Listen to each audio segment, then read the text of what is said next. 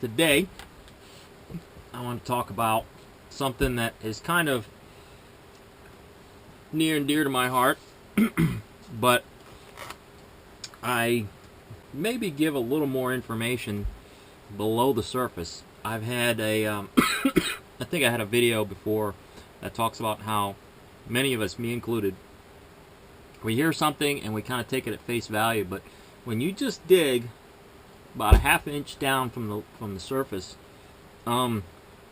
things start falling apart, or things aren't what others allude it to be, or things that we used to accept as fact because somebody credible told it to us, and so we trusted them, and they are a trustworthy person, but they didn't quite do their homework because they got it from somebody else who was trustworthy, and it's not their fault. It's not anybody's fault per se, and then a good cause latches onto it, and the my disclaimer is that I still support this cause, but before you start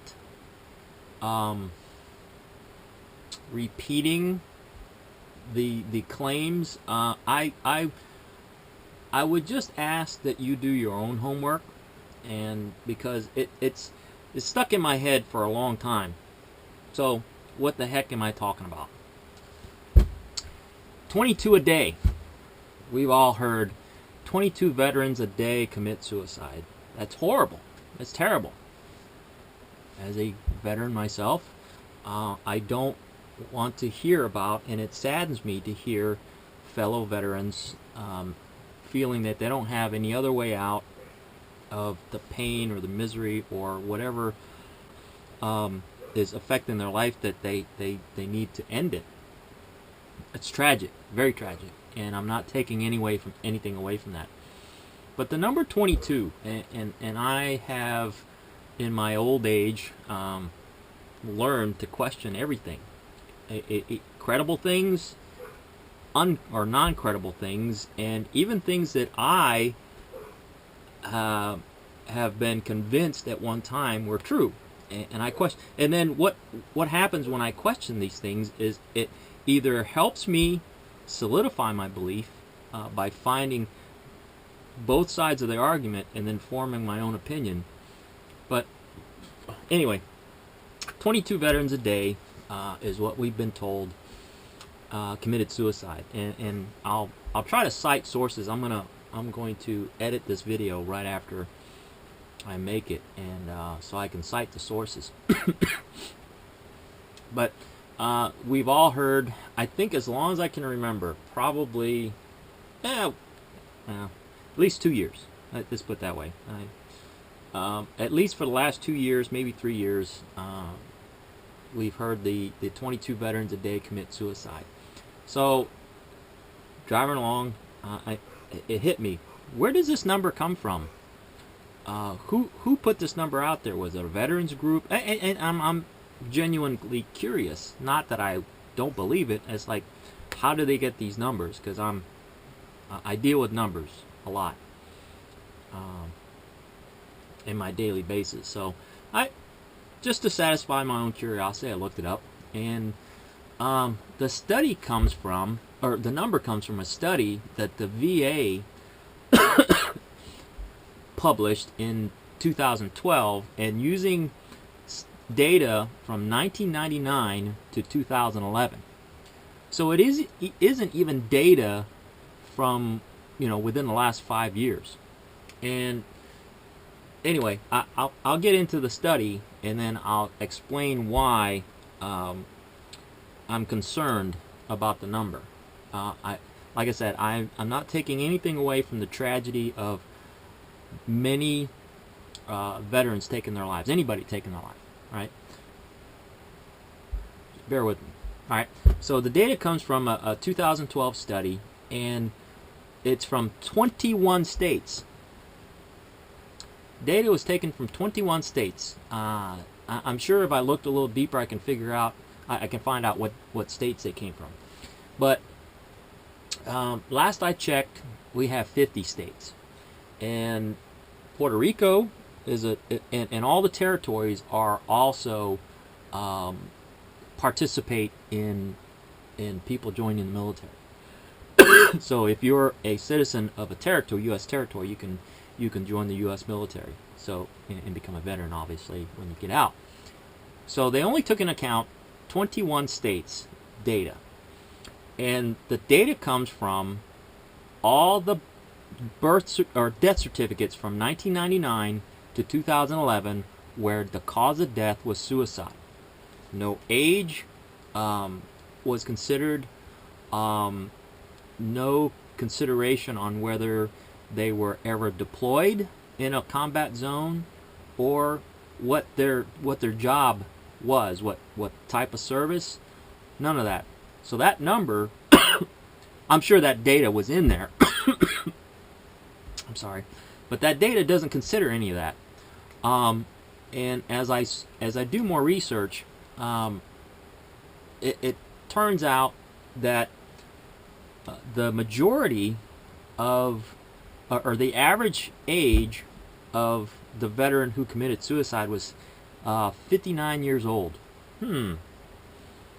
Well, and herein lies the disconnect, or the unsaid perception. And I'm sorry if you don't perceive it like that, but my perception when I first heard about 22 veterans commit suicide every day, my natural perception was that it was based on from combat trauma from the Iraq and Afghanistan war and all conflicts thereafter, right, since 1991. Well, since 91. But the sampling was only was all veteran deaths from 99 to 2011. So that was one thing that was like, breaking into this video with this video. I can't remember if I said it before, but the misleading part about the 22 veterans a day by some of these veterans groups asking for money is that they allude, or they leave out the fact that a lot of those suicides are from people who never served in combat. I think it was like over 30%, or over 60%. But the assumption is that 22 combat veterans a day. They conveniently leave that part out, or conveniently don't highlight that part, that it's 22 total veterans, whether they served in Korea, whether they served in Vietnam, whether they were ever in combat or not.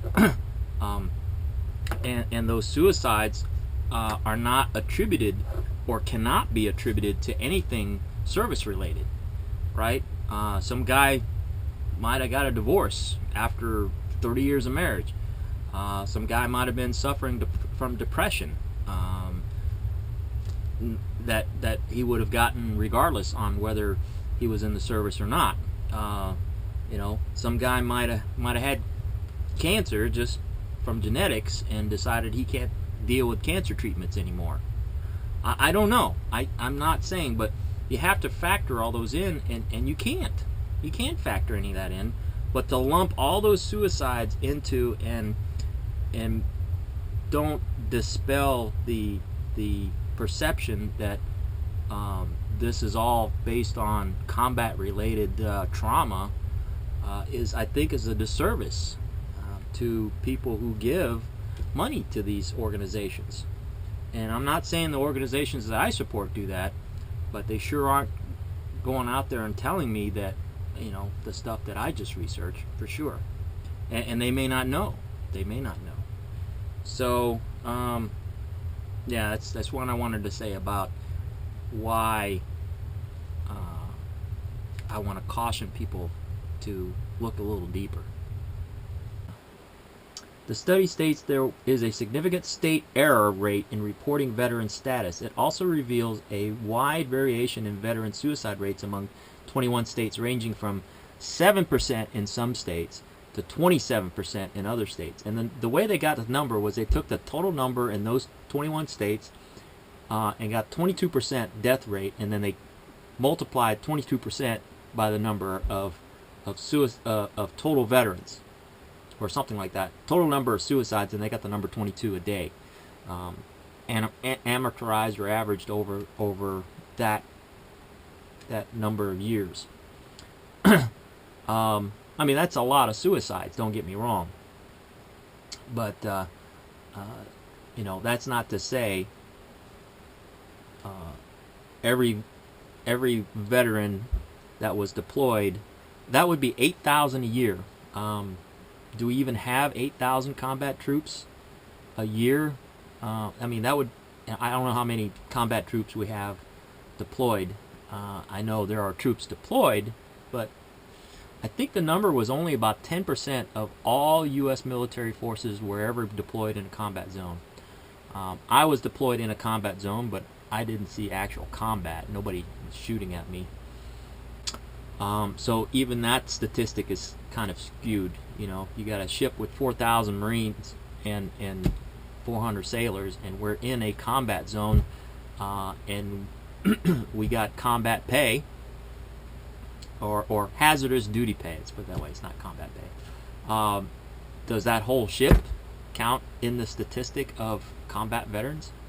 You know, I didn't get a combat badge or anything. Not, trust me. I nothing but respect for those men and women who actually have, you know, suited up and gone into war. So let me find that number here. Here it is. While the figure is often cited in connection with recent wars in Iraq and Afghanistan, it is also used by, the number is also used by Iraq and Afghanistan Veterans of America. The study was more telling of suicides among older veterans. Average age of male veteran suicides was 59.6 years old, older than non-veteran male suicides. And the other statistic was from that study was there were more suicides from non-deployed veterans than there are of deployed veterans. Between 2001 and 2009, there were 1,650 deployed veterans and 7,703 non-deployed veteran deaths. Get that. Of those, 351 were suicides. So of all those deaths, only 351 were suicides among deployed veterans, but 1,500 suicides were non-deployed veterans. So that means over 9 years there was actually not even one suicide a day. So that's 2001 to 2009. So it's not, you know, when you hear that number 22, what's misleading is you think, you know, of course any average is going to be kind of an inchworm effect. There's going to be more at this time, you know, during the winter maybe, where there are a lot of suicides overall, and then, you know, in the springtime there aren't as many. But what it's, you know, what the number suggests is that at some given time there were a whole bunch of veterans that just killed themselves, to average out to 22 a day, and that's misleading. The national average of suicides is let me see, equals. It says veterans do have a 50% higher suicide rate than non-veterans. So yeah, that is disturbing. That is alarming. But anyway, supposedly the VA did a study, and everybody knows the VA is trustworthy and you know, right there with good numbers. But they estimated the number at 20 veterans a day, and that is a number that's cited on Active Heroes, which I support. I support Active Heroes. But, you know, I get that I'll go ahead and close it here.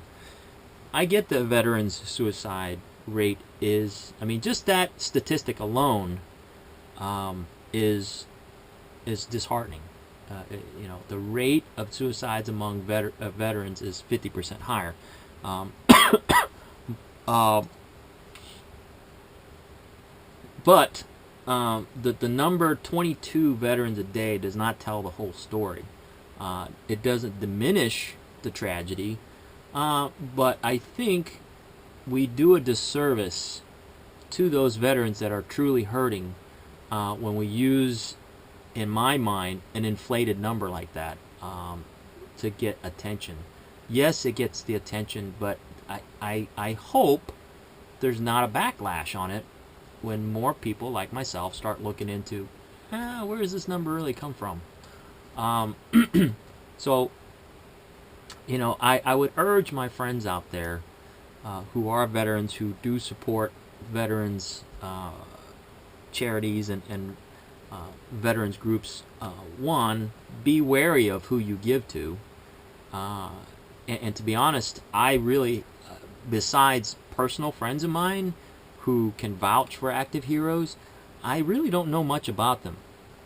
Just being honest, right? But I don't know if they know or they're aware of where that number really comes from, and you know, I would hope that they didn't know, but it's hard for me to say. That number can be misleading, right? Because people who are not so supportive of the military will say, well, you're just, you know, that's an inflated number. So far, I'm glad that nothing has come up like that, but it is disappointing that that number has been thrown around quite so easily and nobody's really challenged it. And again, I don't mean to diminish anything that any true veterans group that is truly helping veterans, but I would prefer that when you're asking me for money, you use more accurate and more statistically sound numbers. Just put it that way. This may upset a lot of you guys out there, but just putting it out there. So, you know, continue to pray for our veterans, continue to support our veterans, but don't just accept everything you're told.